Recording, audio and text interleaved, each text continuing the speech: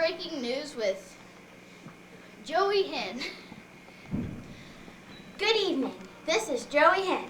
Today, the world is in a state of shock and horror from the tragedy suffered on those last hours of April 15th, 1912. The largest and most luxurious ship ever to set sail has sunk.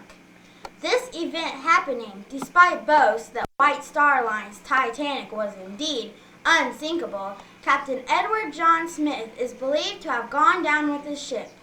We now take you to a live correspondent, Wolf Twizzler, who speaks with the Titanic survivor, Harold Bride. Wolf? Thank you, Joey. Mr. Bride, I understand you are a wireless operator on the Titanic. Your job was to send and receive official messages. Is that right? Yes, sir. I worked for the Marconi Wireless Company. I also sent personal telegrams for the passengers to their friends and family. This is what I remember. How's it looking? We're ahead of schedule, making good time, Captain, good time. Sir, another ice warning, this time from the Baltic. Thank you, Bride. And are the icebergs serious, sir? They might slow us down a bit, but they can't hurt a big ship like this. Yes, sir. Well, I must get back. The first-class passengers seem to love sending messages to their friends. Phillips had to fix a malfunction in the wireless equipment. We have a terrible backlog of messages to get out. Good evening, sir. As I passed the crow's nest, I noticed the lookout, Frederick Fleet. Where's your binoculars, mate? That's one thing the Titanic doesn't have. Must have left them in Southampton in the excitement of the sea trials. Up on the bridge, Captain Smith leaves instructions. Light to her. It's flat and calm. Not a wave in sight to slap against an iceberg. But keep it at 22 knots unless the weather changes. We can easily beat the Olympics record to New York. Watch for growlers if it becomes at all doubtful. Let me know at once. I shall be in my cabin. Aye, aye, sir! To the wireless room at 10:55, I could hear Jack Phillips yelling. Shut up! Shut up! You're jamming my signal! I'm working cap race. The Californians again. They've already told us about the ice. Twice. Don't they know we have work to do? That was the last of 8 ice warnings that day. At 11:39, the iceberg was already spotted. I heard the 3 warning bells.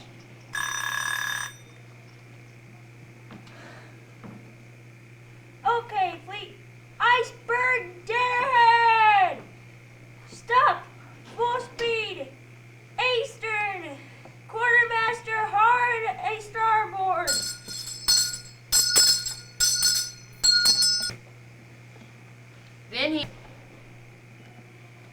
Then he informed the captain. Captain Smith immediately summoned the ship's builder, Thomas Andrews, to assess the damage. Did you feel that jolt? It sounds like we've hit an iceberg. I hear a grinding sound down below. Do a damage check and report back to me. At 2:05, he had his answer. Andrews, you built her. Can you say she'll stay afloat? The bulkheads are filling fast. 6 compartments are flooded. By my estimate, John, she's got about an hour and 30 minutes. Give or take a few. The Titanic's At 12:15 a.m., Captain Smith gave an order. Fill the lifeboats! Women and children first! The band was ordered to play lively music. They played ragtime tunes in the first-class lounge.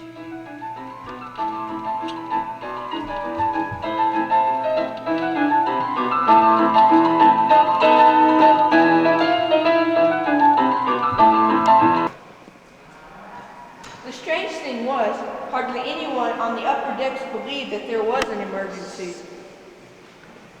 Put on your life jackets and report to the top deck immediately, please. What's wrong? Tell us what's wrong.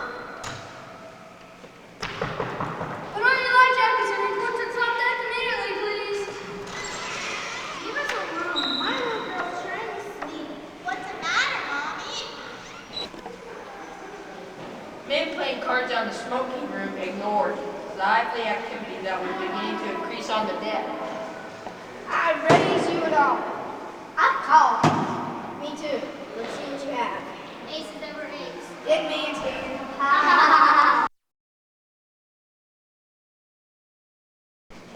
On the top deck panicked. Not at first. It must be 70 feet straight down there. I'm not getting in that little boat. Not to worry, this girl won't sink. Oh my goodness, Mary. I agree. It's much safer up here on the deck. Come along, Emily. We're going inside. Don't fret, ladies. Help is on the way. Third-class passengers knew straight away that their lives were in danger. Their cabins were the first to fill with water, but no one in the crew gave orders to unlock the gates to the steerage. They were trapped.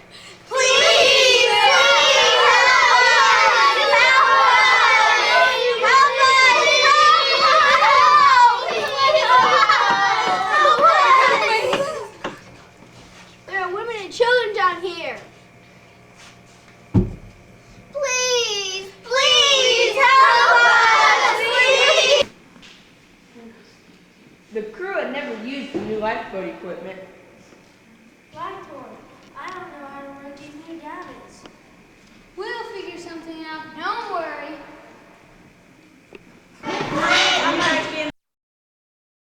12:45 a.m. Starboard lifeboat number 7 is loaded. Women and children to the front, please.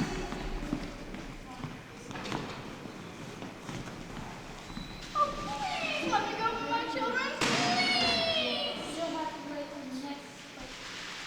You've only loaded 19 in the boat. That boat can carry 65 people.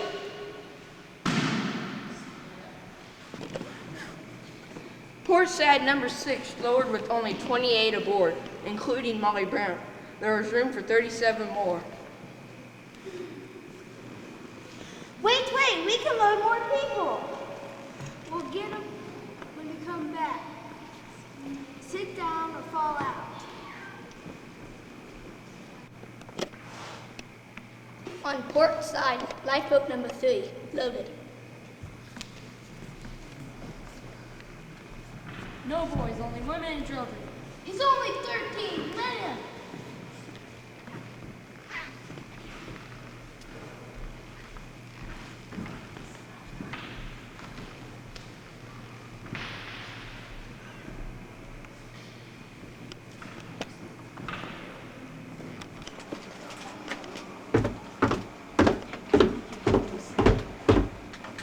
Women and children, please come with me. Where are we going, Mama? We're going to see the beautiful stars. Can we count them? Yes, honey, we can count them all.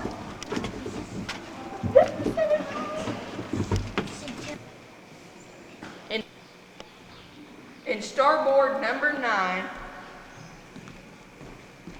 Sorry, only women and children.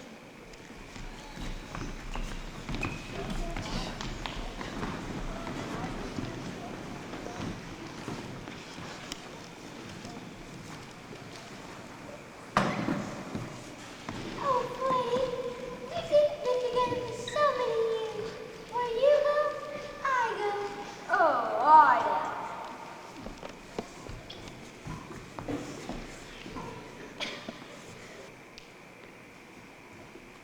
Men and boys to the front, please. watch your step there, watch your step.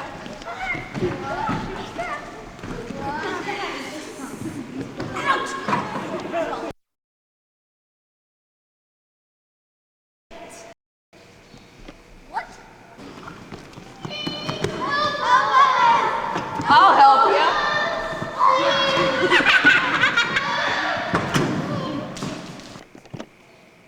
I want to see this exhibit. Okay. Make the monkey laugh. Can you reverse it? What is she trying to do? Jay, you could be wearing this when you bring your mom in. A.M. Titanic's broken off stern settled back into the water, leveling itself for a few moments. People could be seen leaping overboard, plunging into the 28-degree seawater. Slowly, Titanic filled with water and again tilted its stern into the air before she slowly sank into the sea. April 15th, 3:30 a.m. The Carpathia arrived from 58 miles away, taking 4 hours to get there. She rescued 705 survivors. Safe aboard the Carpathia, President Ishmael wires the White Star New York offices. Deeply regret to advise you, Titanic sank this morning after collision with iceberg, resulting in serious loss of life. Full particulars later. Thank you, Harold Bride. No. Titanic. It is believed that over 1,500 souls were lost in the Titanic tragedy, the greatest maritime disaster in history. Many questions remain to be asked. I'm sure that the British Board of Trade and United States Senate will ask them. This is Wolf Twizzler, signing off. Boys, 1 week to build a government from the citywide level all the way up to the statewide level.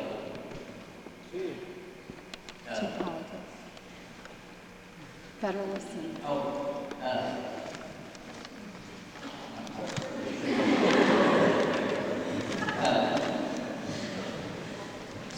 And some 2 select attendees from Boise State get to attend Boise Nation, where they get to develop a national government.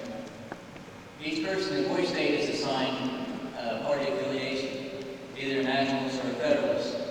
I was a federalist who served on the Budget Committee on the House of Representatives. Boise State also gave me the unique experience of meeting people from certainly varied cultures, unlike my farming background. And once again, I'd like to thank TitanicEtc for sponsoring me to that. I'd like to encourage this year's juniors to attend because it is certainly an unforgettable experience.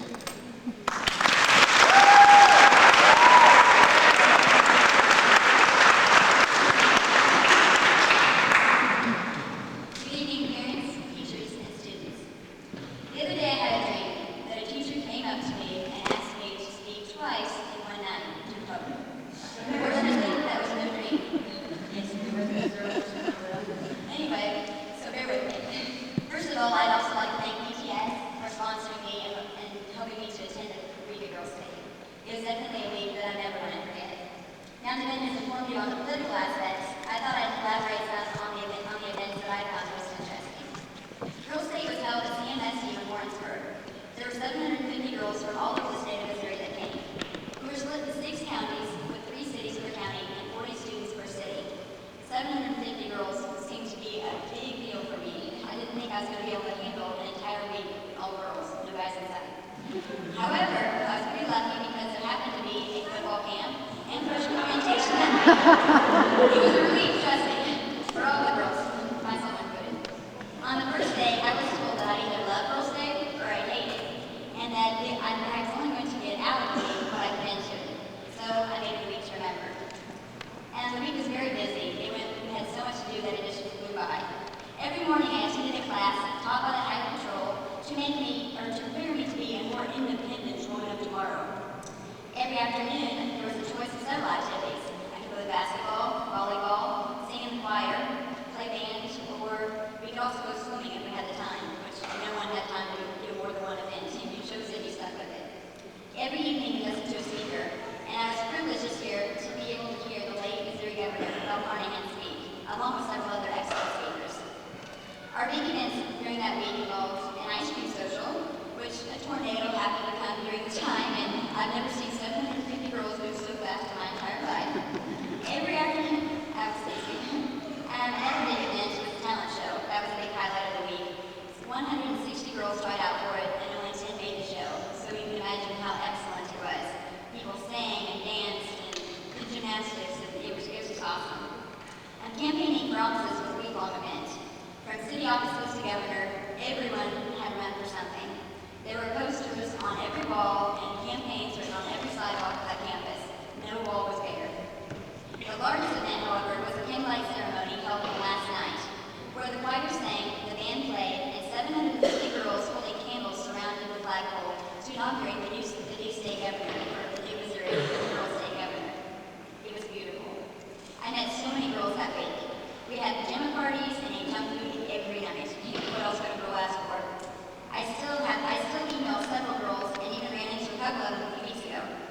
That was a week that I will truly never forget, and I am so glad that I was chosen to be able to experience it. BTS, thanks again.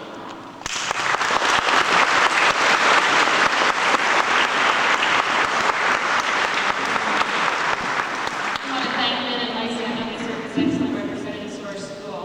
Rhonda Harrison is asked to speak to us.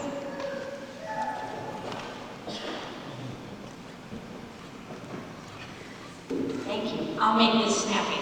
In a couple of weeks, Pepsi is, in conjunction with Music123.com and National Music Educators Association, putting forth a program called Share the Joy of Music. This is the logo. If you buy Pepsi or Pepsi products, if you like Frito-Lay corn chips or Rolled Golden pretzels, you are in luck. Because if you buy these between roughly November the 6th and the end of January, many of the packages will have this logo on it, and they will be worth a certain number of Pepsi Music points.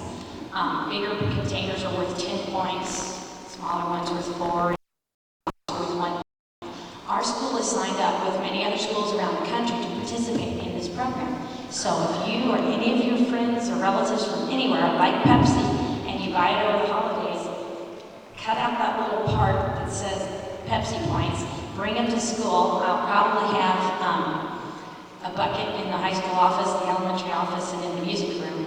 As many of those points as we can collect, we will earn points to get musical instruments, sheet music, all kinds of things that our school program could use.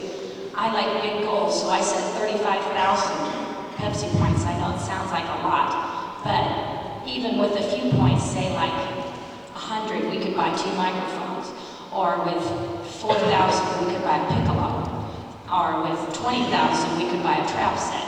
So there's lots of points, lots of things we can do, even with a few points or a lot of points. So I encourage you to please think about that. If you buy those products, save those Pepsi points and send them with your children to school. Thank you very much. And finally, we'd like to call on Louise Smith, who is working with our book fair this week. We've also called upon the assistance of Sarah Sweet and Virginia Anderson to help Louise, so we want to thank them for their good work. Louise. Everybody gets tired of me taunting them about the book fair, but our school has always been an institution that has encouraged reading. They have a number of reading programs that go on at the elementary level and also in secondary. And one of the things that BTS likes to do is support the school, and a good way that we can do that is to have these book fairs. So we get the kids all excited, and then we ask the parents to back their children by purchasing books at our school during these fairs so that we can in turn reinvest the profits back into the school. And every book fair we have to set a goal of the sales that we would like to reach. And then Scholastic also sets a goal for us that we have to reach in order to make a certain percentage. And I'm happy to tell you that at 7 o'clock we had met our goal that Scholastic has set, and we will be making 50% profit off all the books that we sell, which is wonderful. So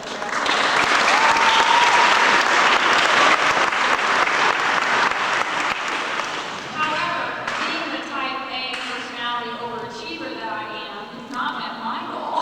So one of the things that we did, the theme this time is space. And all the activities we did centered around space this week. If you've had a chance to look in the elementary, it's a little overwhelming right now because of so many things going on there, but each classroom designed their own constellation.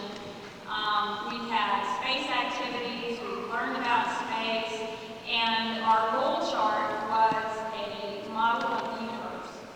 And we have a rocket ship, and it's the USA Brashear Spaceship Reed. There we go. And on Monday, it blasted off from planet Pluto.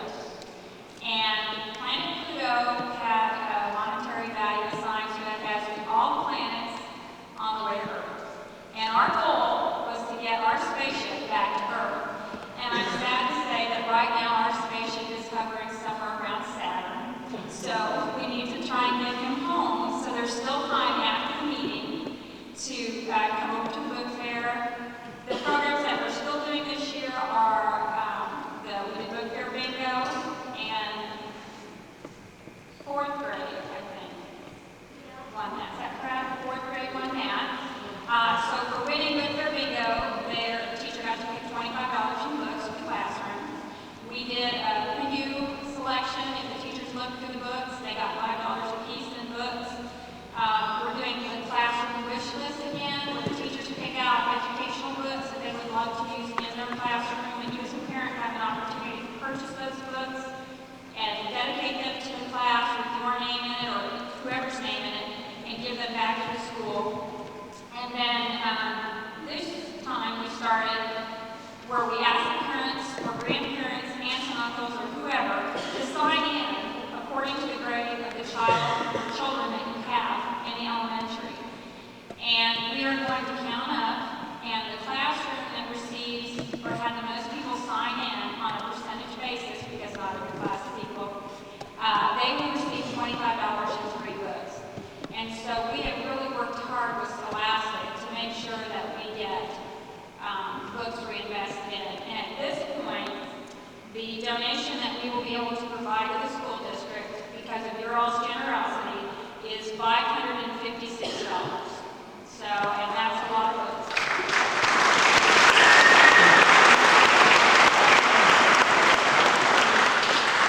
Like I said, the success of our book fairs are you all. So if you still have some purchases you'd like to make, maybe some early Christmas presents you'd like to purchase, we're going to be open after the PTS meeting and the mom lodge, so just come on back over and visit with us and check out the selection. This time we do have preschool books also, picture books, so thank you. That concludes our program. Unless you guys have any questions, I'll turn it over to Kathy or one in her presentation of the public speaking monologue. If you like to speak, your voice.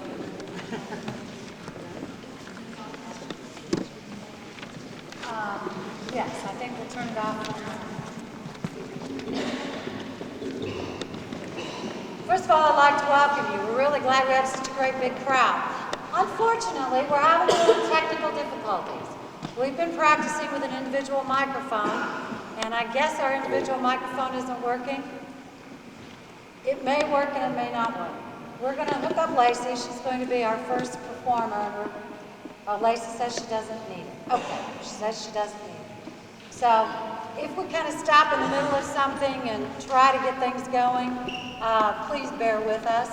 Some of you on this end may want to move up higher while I shut the lights off, because you may have difficulty seeing and hearing if you're clear down to the end.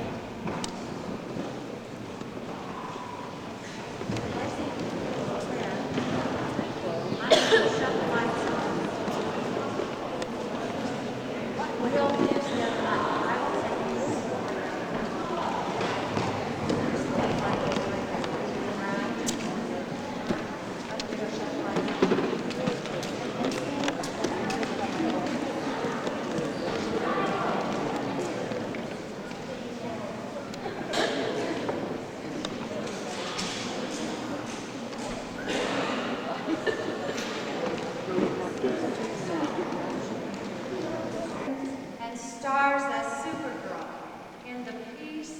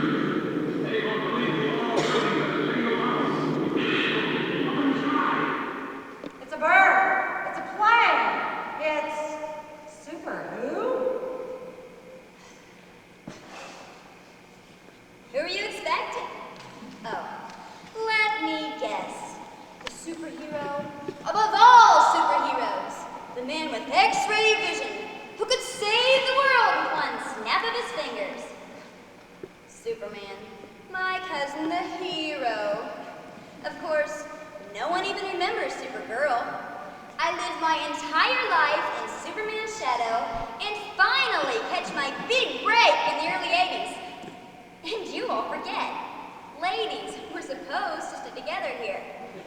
So Superman saves the world from destruction. A few times more than I have. Pig what? Pardon my biased opinion, but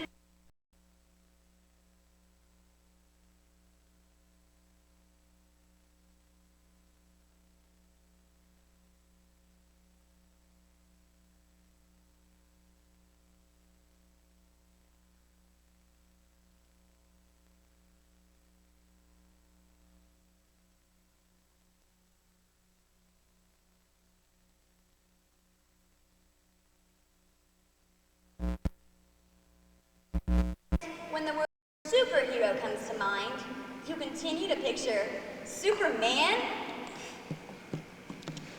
And I can't recall Superman ever dealing with sexual harassment the way I, a woman, have done in the past. Though I can't say I blame the perverts. I do look much better in my leotard than Superman could ever dream of. I must say, the miniskirt was a nice addition on my part. However, flying around day after day, saving all from harm, in a miniskirt is not an easy task. And yet, what payback do I get? Not a television series, that's for sure. Yes, I had posters, action figures, Halloween costumes, and an occasional appearance in the comics. And yes, I do recall little girls prancing around in pajamas with the cute little red cape for like a year.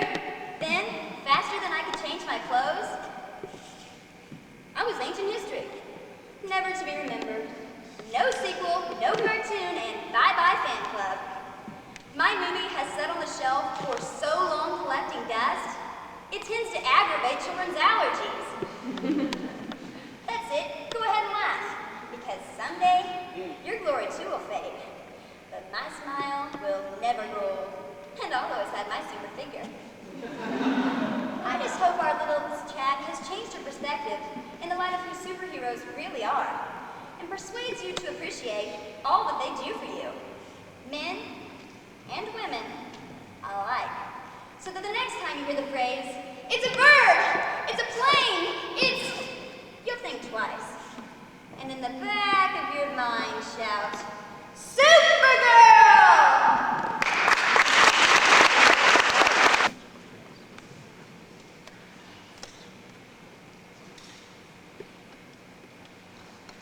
Jackie Knowles is going to tell us the story of a young woman's unforgettable Christmas Eve. One night, when I was 12 years old, my dad decided to take her to the house for Christmas. He'd never done it before, but this year, he just got a big raise at work, and I guess he just wanted to show off to the rest of the neighborhood. So, about a week before Christmas, he went out and bought up all the lights and decorations he could find. There wasn't much left. It all pretty much figured, but he still got a lot.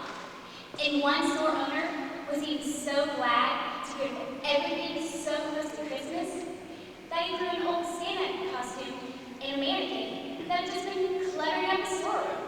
He brought it home and built his whole display around it. We didn't have a big chimney like you see in most movies, so instead, he put Santa on the roof of the porch, peering into my parents' bedroom. Around all the windows, he put red lights, green lights around the edge of the porch, and a combination of the two in all the trees and bushes. It was beautiful. I remember it was really cold that year, so he did all these great big boots and gloves on, and a huge coat that he just got from the money from his raise.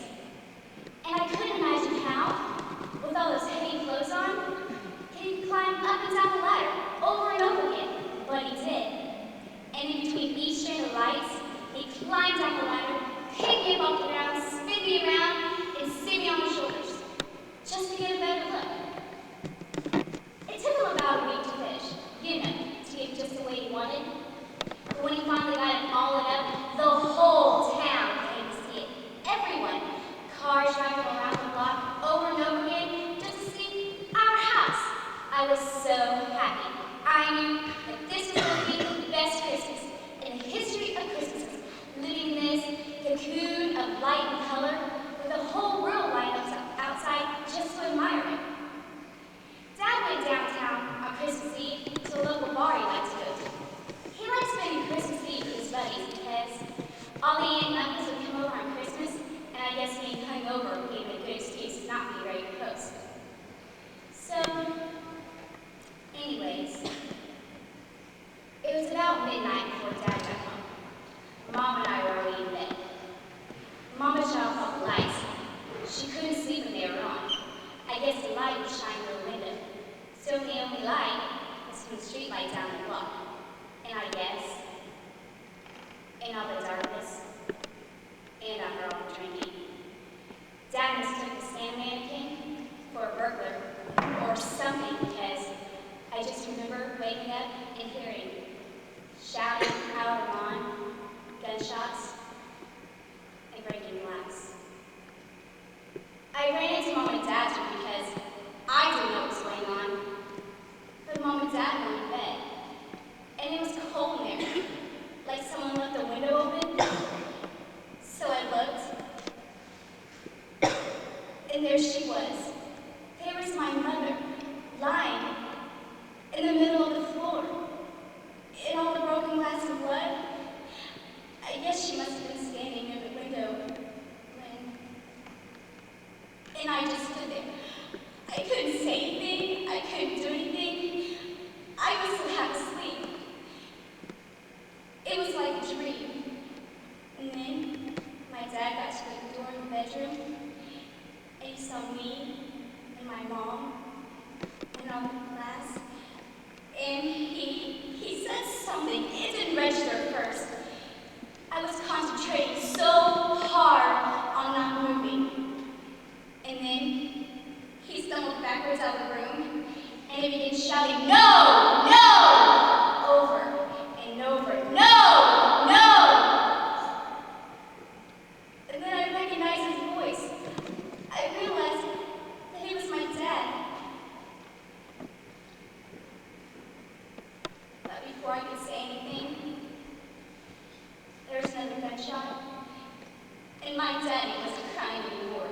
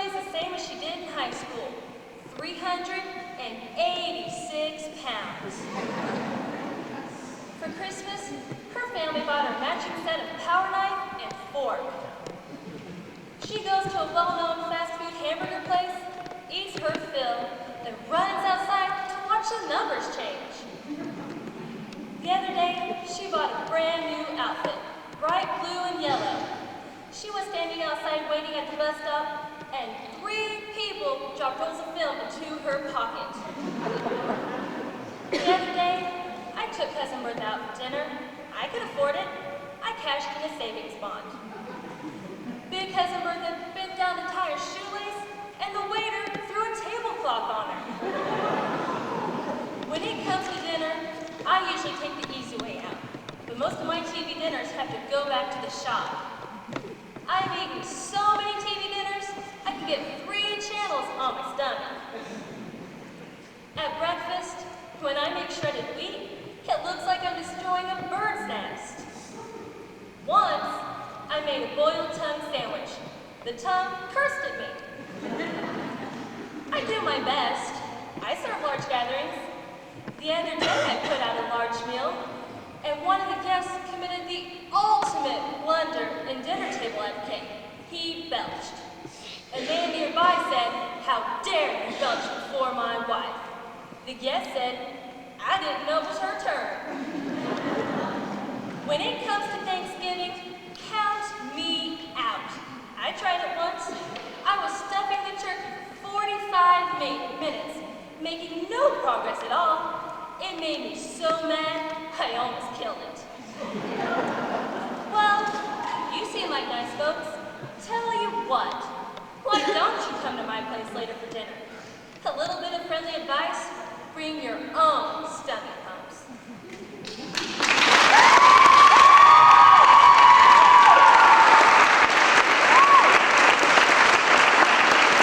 This evening, Rachel Deacon will perform a poem by Edgar Allan Poe entitled Annabel Lee.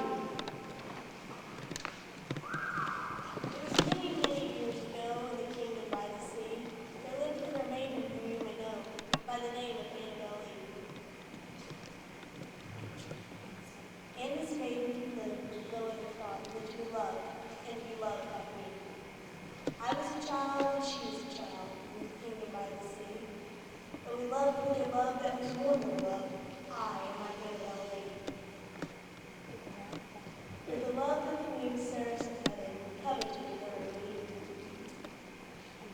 And this was the reason, as all may know, the kingdom by the sea, the wind came out of the cloud, chilling my beautiful Annabel Lee. So their highborn kinsman came, to pour her away from me, and shut her up in the sepulchre by the sea. The angels, not half so happy in heaven, went on envying her and me. Yes, that is the reason, as all may know, in the kingdom by the sea, the wind blew out of the cloud by night, chilling and killing my Annabel Lee. But our love was stronger by far than those far older than me, of those far wiser than me. And neither the angels in heaven above, nor the demons down under the sea, could ever dissever my soul from the soul of the beautiful Annabel Lee. The moon never beams, that bringing me dreams of the beautiful Annabel Lee. The stars never rise, that I feel bright eyes of the beautiful Annabel Lee. Now, all the night time, I lie down beside my darling, my life, my bride, in her sepulchre by the sea, in her tomb by the sea.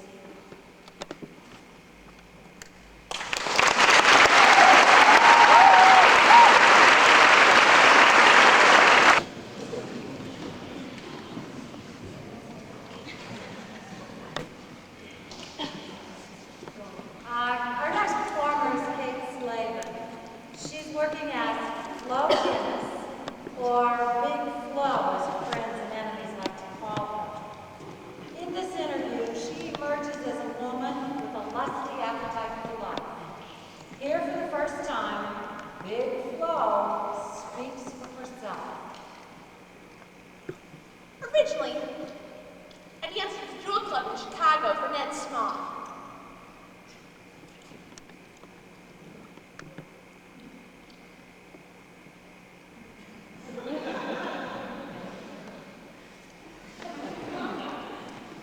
Originally, I danced at the Jewel Club in Chicago for Ned Small. Ned was a shrewd man who made most of his money by what we would now call stealing. Of course, in those days, things were quite different. Yes, sir, Ned had great charm. The you don't see today. Like he was famous for breaking both your legs if you disagreed with him. He could do it too, boys. He broke more legs. I'd say, 15, 16 legs a week was his average. But then, Ned was sweet on me. Maybe because I always told him what I thought, straight to his face. Ned, I said over dinner once, you're a mealy-mouthed grifter with the morals of an alley cat. Well, he laughed. But later that night, I saw him look up mealy-mouthed in the dictionary. Like I said, I danced at Ned's Small's Jewel Club. I was his best dancer too, boys. A dancer-actress. The other girls, they just hoofed. But I danced in the little story. Like Venus, emerging from her bath. Only at Broadway and 42nd. And she goes nightclubbing and dances till dawn when she has a massive coronary and loses all control of her facial muscles on the left side. Sad stuff, boys. That's how I got respect. So one day, Ned calls me to his office. Flo, he says. He always called me Flo, except when he got real mad at me. Then he called me Albert Schneiderman. I never knew why. Let's say the heart has strange ways. So he says, Flo, I want you to marry me. Well, boys, you could have knocked me over with a feather. I started crying like a baby. I mean it. It's not easy for me to say these things, but I love you deeply, and I want you to be the mother of my children. And if you don't, I'll break both your legs. Well, 2 days later, Ned Small and I tied the knot. 3 days later, he was machine gunned to death by the mob for spilling raisins on Al Capone's hat. After that, of course, I was rich. First thing I did was buy Ma and Pa the farm they'd always talked about. They claimed they never talked about a farm, and what they really wanted was a car and some furs. But they gave it a try.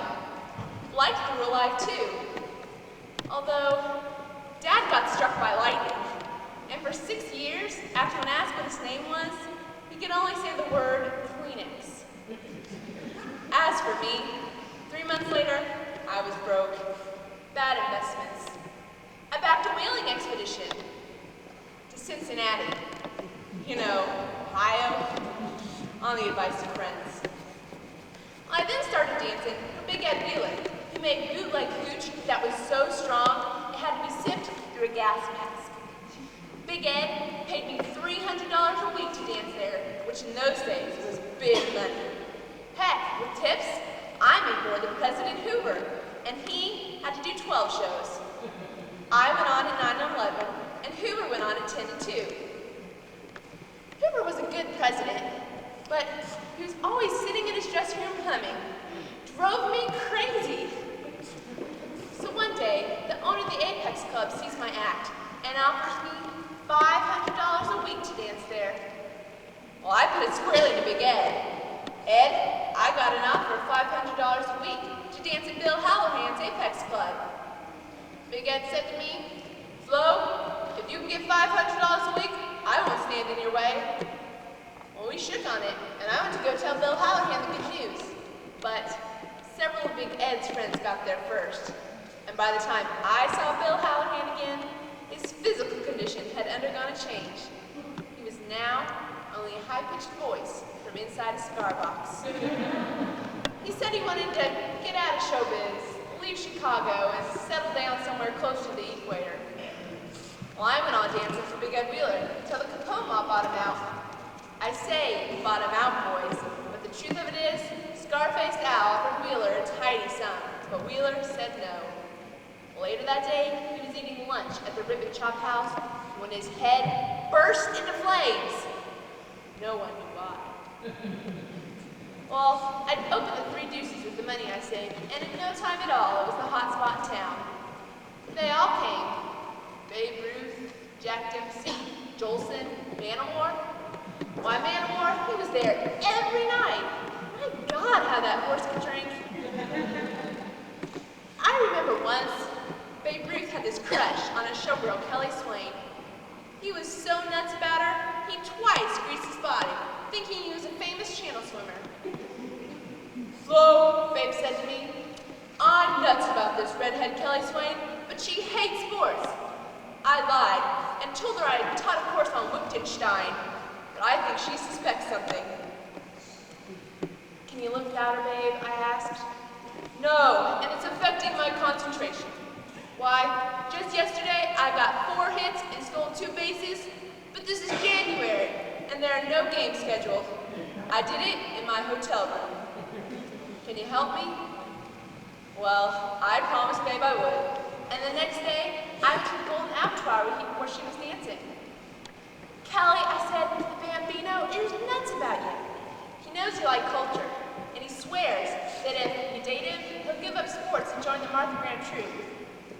Kelly looked me squarely in the eye and said, well, you can tell that hunky beluga I didn't come all the way from Chippewa Falls to wind up with some overstuffed right fielder. I've got big plans.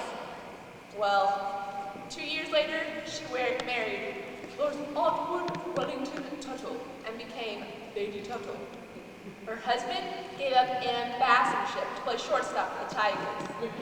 Jumpman Joe Tuttle. He holds the record for most times being in the first inning. Well, I remember once, there was this big musical review at the Winter Gardens. Star Spangled Vermin. Jolson had the lead, but he quit because they wanted him to sing the song Caution to, and he hated it. It had the line, love is all, like a horse in a stall.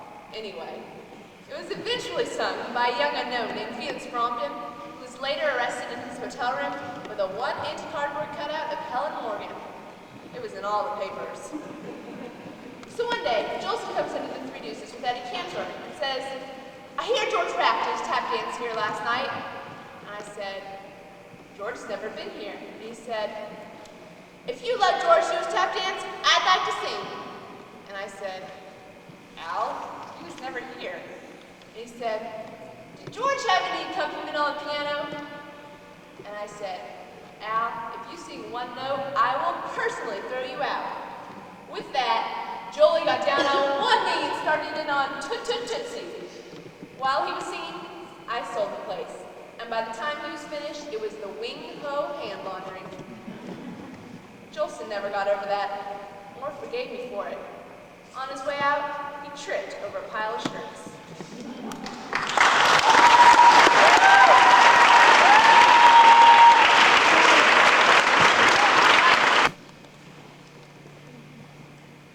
This story began as an internet chain link. Ashley Alexander is going to perform a young woman who finds herself in the midst of her worst nightmare. In that place between wakefulness and dreams, I found myself in the room.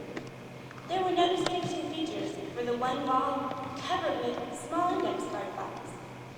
They were like those you find in the library, you know, that lists titles by author or subject in alphabetical order. But these files would stretch from floor to ceiling and right to left, as far as the eye could see, had very different headings. As I approached the wall of files, the first to catch my attention was one that read, People I Have Liked. I opened the file and began flipping through the cards. I quickly shut the door, shocked to realize that I recognized every name written on every individual card. And then, without being told, I knew exactly where I was. This lifeless room was nothing but a crude catalog system of my entire life. The action of my every moment, big or small, good or bad, was recorded in a detail my memory could never match. A sense of wonder and curiosity mixed with sheer terror stirred within me as I began randomly opening files and exploring their content. Some brought joy and sweet memories, others a sense of shame and regret so intense that I would look over my shoulder to see if anyone was watching. A file named Friends was next to one marked, Friends I Have Betrayed. The titles ranged from common, everyday things to the not-so-common. Books I have read, lies I have told, comfort I have given, and jokes I laughed at. Some were almost hilarious in their exactness. Things I yelled at my little brothers and sisters, and excuses I used when rolling in past midnight. Others I could not bear to laugh at. Things I had done in anger, and things I had muttered under my breath at my parents. I never ceased to be surprised by the content. Often, there were more cards than I expected, sometimes fewer than I had hoped. I was overwhelmed by the sheer volume of the life I had led. Was it possible that in my mere 16 years of life, I had time to write each of these thousands of millions of cards? But each card confirmed the truth. Each was written with my own handwriting, each signed with my own signature. When I came to the file marked songs I had listened to, I realized the files grew to contain their content. The cards were packed tightly, yet after 2 or 3 yards, I still had not reached the end of the file. I slammed the drawer shut, shamed, not so much by the quality of the music, but by the vast amount of time I knew that file represented. I turned to my left, and then I saw it, the one file I dreaded most, the one marked lustful thoughts. When I touched the handle of the drawer, I felt a chill run through my entire body.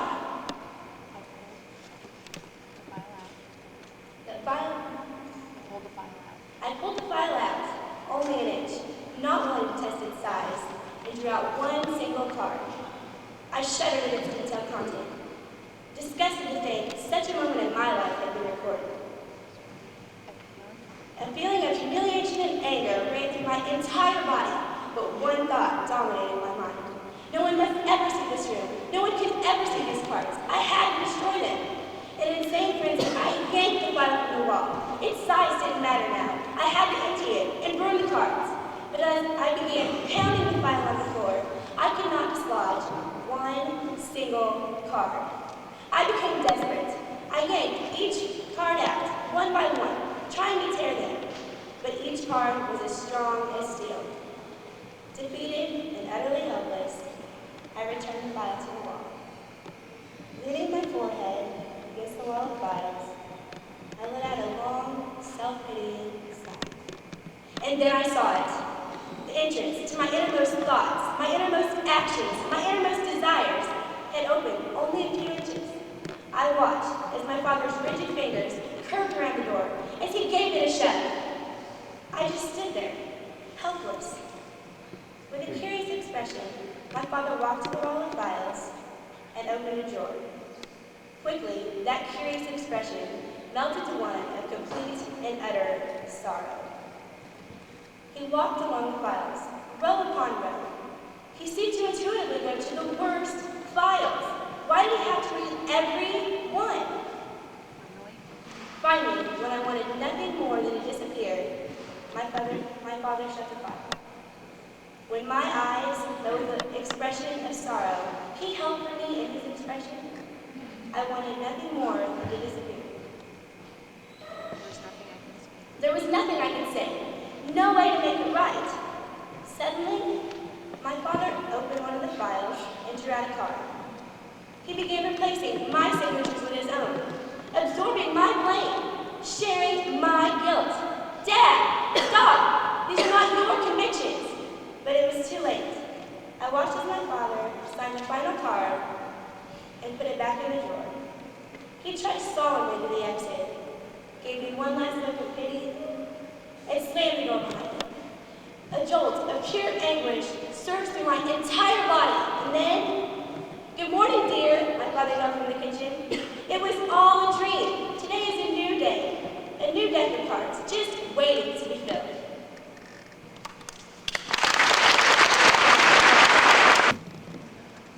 Every day that is our next one, she will be performing a live performance in a small piece entitled Loving from the classic film My Fair Lady.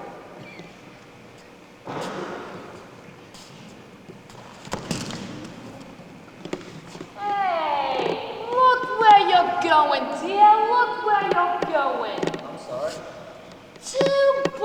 bunches of violets trod in the mud. A full day's wages. Freddie, go and find a cab. Yes, Mother. Oh, he's your son, is he? Well, if you'd done your duty by him as a mother should, you wouldn't let him spoil a poor girl's flowers and run away without paying. Oh, go about your business, my girl. And you wouldn't go off without paying either. 2 bunches of violets trod in the mud. Well, I've got a right to sell flowers if I keep off the curb. I'm a respectable girl, so help me. Well, I'm making an honest living. I'm a good girl, I am. All I want is a room somewhere far away from the cold night air, with one enormous chair. Oh, wouldn't it be lovely? Lots of chocolate for me to eat, lots of coal making lots of heat, warm face, warm hands, warm feet. Oh, wouldn't it be lovely? Oh, so lovely, sitting at the blooming loosely still.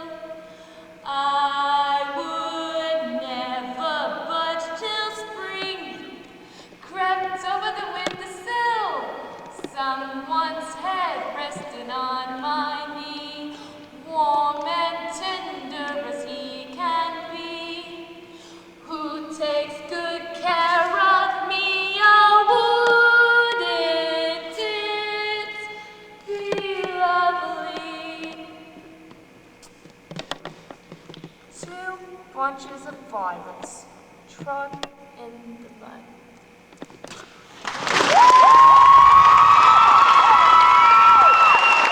Jesse Turner represents General George Patton, preparing his troops for battle.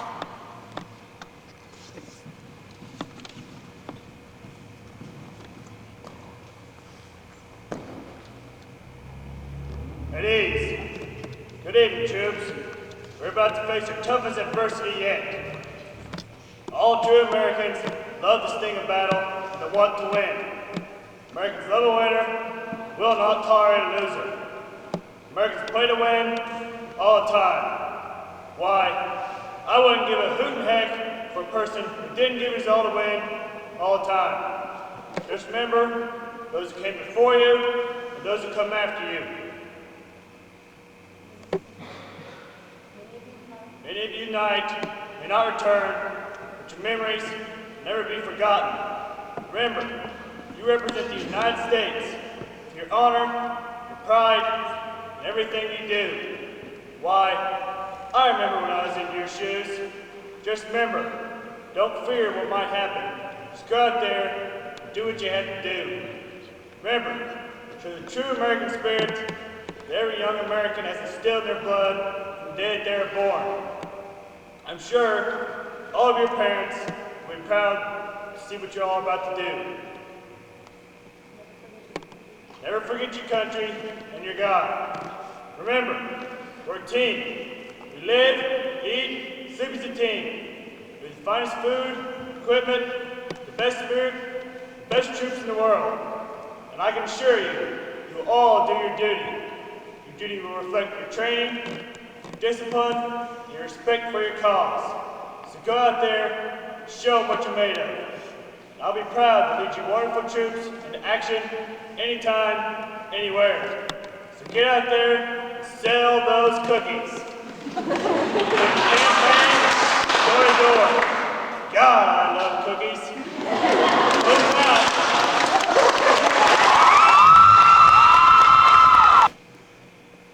What if, one day, the earth as we know it no longer exists? What if you're alive to see the end? This next monologue by Chelsea Potter is going to make you stop and think about a lot of what ifs.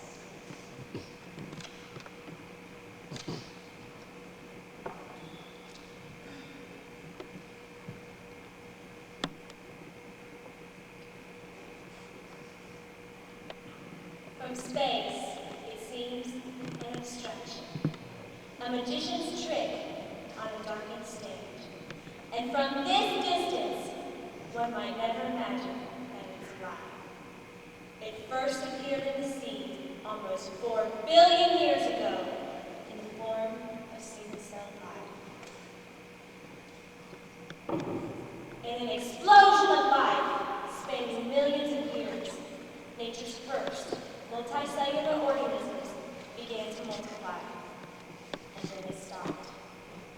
440 million years ago, a great mass extinction would wipe off nearly every species on the planet, leaving the vast oceans decimated and empty. Slowly, plants began to evolve, then insects, only to be wiped out in the second great mass extinction upon the Earth. The cycle repeated again. Reptiles emerging, independent of the sea, only to be killed off. Then dinosaurs, struggling to life, along with the first birds, fish, and flowering plants. Their decimations are historic event great extinctions. Rising to a world population of over 5 billion people, all descended from that first original single cell, that first spark of life. But for all our knowledge, what no one knows for certain is who or what ignited that first original spark. Who tends these flames? Will the hand that lit this flame let it burn down? Let it burn out? Could we, too, become extinct? Or, if this fire of life inside us is meant to continue, who decides? Who tends the flames? Can he reignite this spark, even as it grows cold and weak?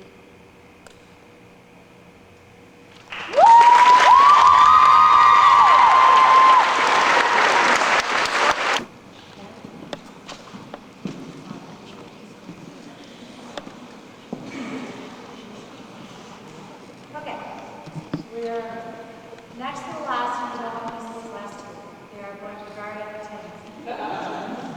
This one is Megan Salter, and she is exhibiting her culinary expertise by creating a fantastic salad delight for you today.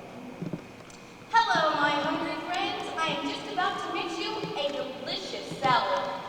Or at least that cookbook says it's delicious. First, I start off with salt and pepper. There's the salt. There's the pepper. Next, I add some pickles.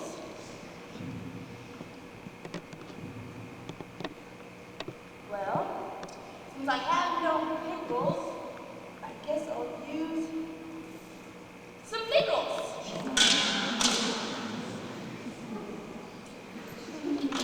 See what the cookbook says. 2 plus 8 equals 10. 3 plus 4 equals 7. Wrong book.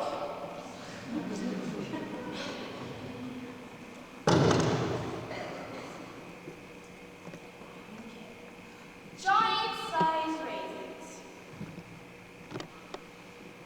These look so much like raisins, nobody will ever know the difference.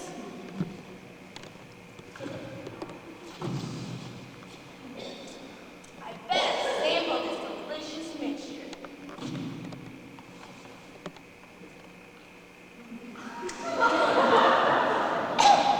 So good, makes me choke with joy.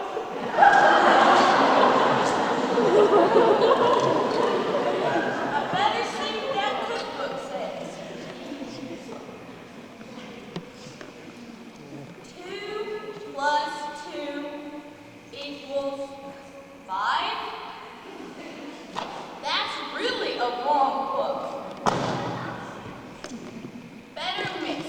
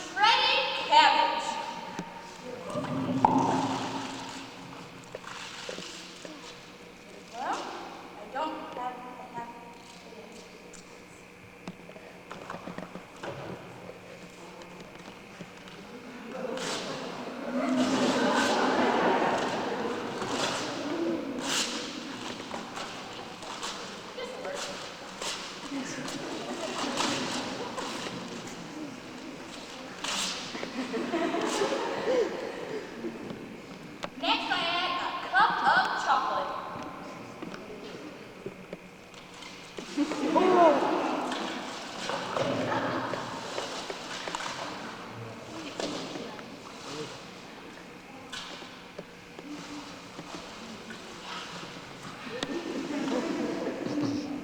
I top it off with a handful of cherries.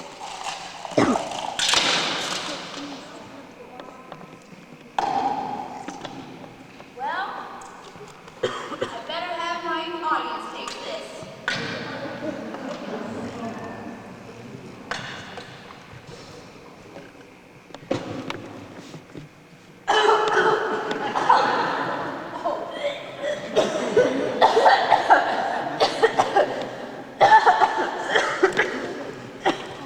Well, I think I'd better go off myself.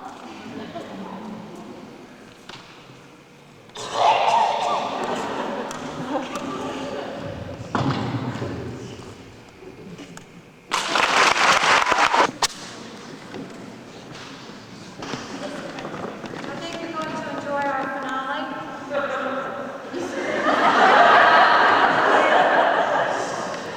Thanks, somebody got to pick at the times. This is Trevor Mills and Trent Flats. And this is a scene from the movie Robin Hood, Men in Tights. Robin Hood is trying to recruit people for his band of men in tights when he runs into Little John, the guardian of the creek of Sherwood Forest.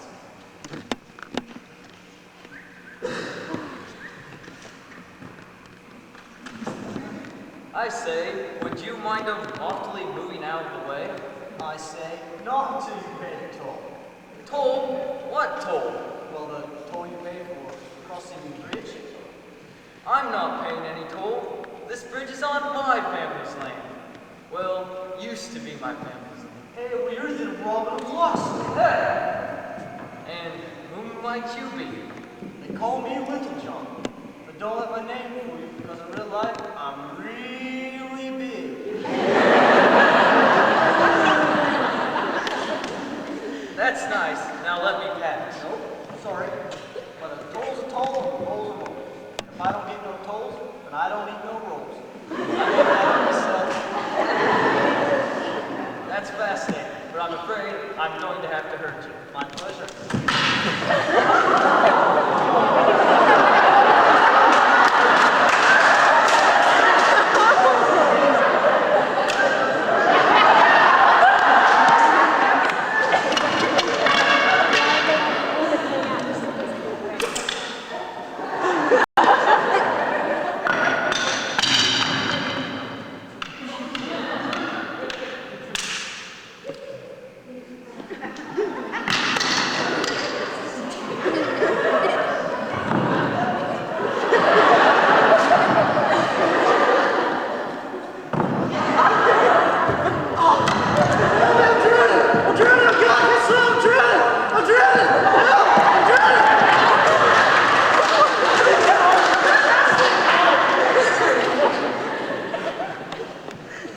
Such a bad fighter. You should join me, Men in Tights. Sure. It shows off my masculine features.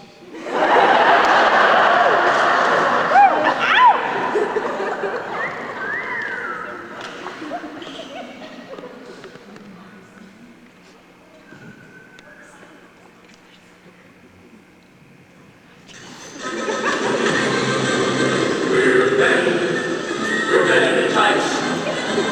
We roam around the forest looking for mice. We're men in tights. We run from the rich and get to the poor, that's right. We may look like cities, but what to say or else we'll put out your lights. We're men in tights. Always on guard, defending the people's rights.